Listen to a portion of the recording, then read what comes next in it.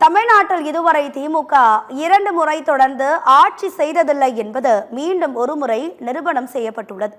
வரலாறு படைக்கப் போவதாக தெரிவித்த திமுக தலைவர் மு.க. ஸ்டாலின் தனது சொந்த தொகுதியிலேயே தோற்கடிக்கப்பட்டுள்ளார்.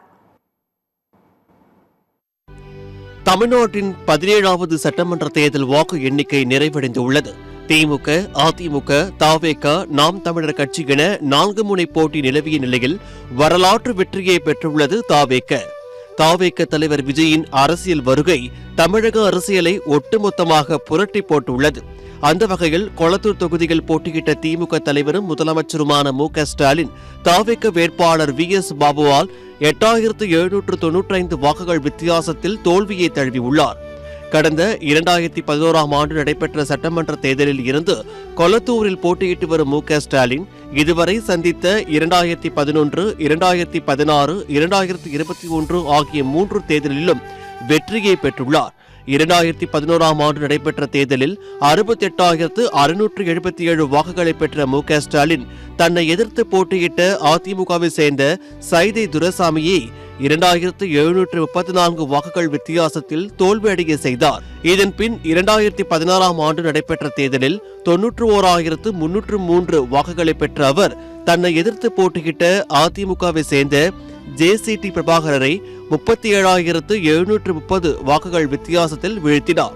2021 நடைபெற்ற தேர்தலில் 1,05,522 வாக்குகளை பெற்ற அவர் தன்னை எதிர்த்து போட்டியிட்ட அதிமுகவை சேர்ந்த ஆதி ராஜாராமை 70,384 வாக்குகள் வித்தியாசத்தில் அமோக வெற்றி பெற்றார். ஆனால் நடிகர் விஜயின் அரசியல் வருகை அவரது ஒட்டுமொத்த அரசியல் வாழ்க்கையையும் புரட்டி போட்டுள்ளது. குறிப்பாக விஜயின் பிரச்சார உக்தியில் பிரதானமாக இருந்து வந்தது. ஆளும் திமுகவை குறிவைத்து மட்டுமே விமர்சித்தும் குற்றச்சாட்டுகளை முன்வைத்தும் வந்தார். இது மக்களிடையே பெரும் தாக்கத்தை ஏற்படுத்தியது. இந்நிலையில் தனது சொந்த தொகுதியான கொளத்தூர் தொகுதியிலேயே 8795 வாக்குகள் வித்தியாசத்தில் முதலமைச்சரான மு.க. ஸ்டாலின் தோல்வியை தழுவி உள்ளார். இது திமுகவினர் மட்டுமின்றி கூட்டணி கட்சியினரையே அதிர்ச்சியில் ஆழ்த்தியுள்ளது. கடந்த கால சட்டமன்ற தேர்தல்களிலும் முதலமைச்சர் வேட்பாளர்கள் தோல்வியை தழுவி இருப்பதை வரலாற்று பக்கங்களை திரும்பி பார்க்கும் போது காண முடிகின்றது. திமுகவின் வருகையால் 1967 சட்டமன்ற தேர்தலில் காங்கிரஸ் சார்பாக முதலமைச்சர் வேட்பாளராக விருதுநகரில் போட்டியிட்ட காமராசர் தோல்வியை தழுவினார். அதேபோல 1996 தமிழ்நாடு சட்டமன்ற தேர்தலில் பர்கூர் தொகுதியில் போட்டியிட்ட ஜெயலலிதா திமுக வேட்பாளரிடம் 8366 வாக்குகள் வித்தியாசத்தில் தோல்வியடைந்தார்.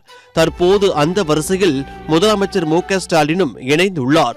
தொடர்ந்து 2வது முறையாக தமிழக முதலமைச்சராகவும் 1971க்கு பிறகு திமுக சார்பில் தொடர்ந்து அரியணை ஏறும் முதல்வராகவும் தான் வரலாறு படைக்கப் போவதாக சூளுரைத்த மு.க. ஸ்டாலின் தனது சொந்த தொகுதியிலேயே தோற்கடிக்கப்பட்டுள்ளார்.